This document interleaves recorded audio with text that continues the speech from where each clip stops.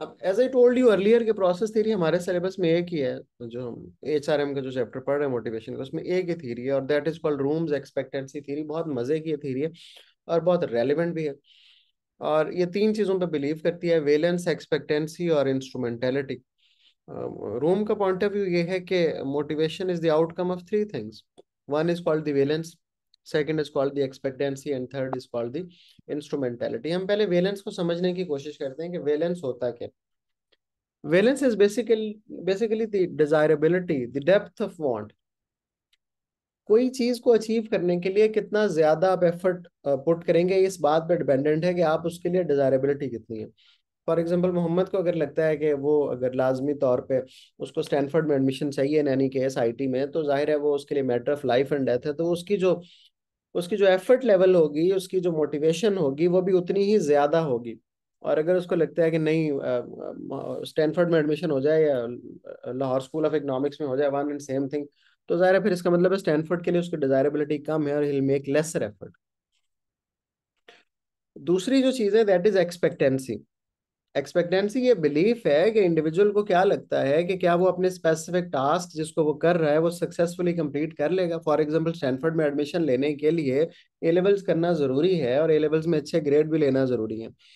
अब the grades in A levels and the completion of A levels successfully depends on the resources that Muhammad has. For example, a good school, the good teachers, the books, the notes, the past papers, everything, ये सब resources हैं जो उसको हासिल होंगे, या उसकी अपनी कैपेबिलिटी, उसकी अपनी capacity, because on the based on the past achievements. For example, अगर उसने उसकी अपनी कैपेसिटी और कैपेबिलिटी बहुत गुड है और उसके पास सारे रिसोर्सेज भी अवेलेबल हैं, तो expectancy to get admission into Stanford will be higher.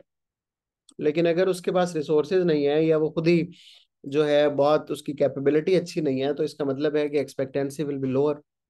तो ये एक्सपेक्टेंसी दूसरी चीज है। तो पहली वेलेंस थी, that was depth of want, और दूसरी क्या है, एक्सपेक्टेंसी है। तीसरी चीज इंस्ट्रूमेंटेलिटी है। ओके, हम कोई भी जो काम करना चाह रहे होते हैं उसके उसके आगे we have a chain of the outcomes ना। हम कोई स्टैनफोर्ड इसलिए थोड़ी ना जाना चाह रहे हैं कि बस जाना है हमने। स्टैनफोर्ड जाने का एक पर्पस है और पर्पस ये है कि बहुत अच्छी डिग्री मिलेगी, बहुत अच्छी जॉब होगी, लाइफ सेटल हो जाएगी। अगर हमें ये लग रहा है कि ये सारा कुछ हो जाएगा, the ultimate outcomes will be achieved, इसका मतलब है we will instrumentalize our goals in life. And if this seems happening कि हम अपने गोल्स को इंस्ट्रूमेंटलाइज कर सक पा रहे हैं, तो फिर इसका मतलब है कि we will be more motivated. और अगर हमें लगता है कि if we even get admission nothing is going to change, तो इसका मतलब ये है कि हमारी जो इंस्ट्रूमेंटेलिटी है वो बहुत ही लो होगी, और इसका मतलब होगा कि हमारी फिर मोटिवेशन भी बहुत ही लो होगी। तो ये थ्योरी जो है, this is called rooms expectancy theory. इस पे अगर हम बात करें क्रिटिसिज्म, तो हम कहेंगे बहुत कॉम्प्लेक्स है, नॉट इजी टू अंडरस्टैंड। फिर it ignores emotional state of an individual, ये बहुत रैशनल assumption पे चलती है। इसको लगता है कि हम अपने सारे बेनिफिट्स और आउटकम्स को बड़ा रैशनली देखते हैं, that is practically not possible. हम जिंदगी में बहुत से डिसीजंस इमोशनली भी ले रहे होते हैं। मीरब ने LGS 55 मेन में एडमिशन इसलिए नहीं लिया कि बहुत रैशनल कोई डिसीजन था, बस उसको अच्छा लगता था उसने ले लिया, दैट्स इट।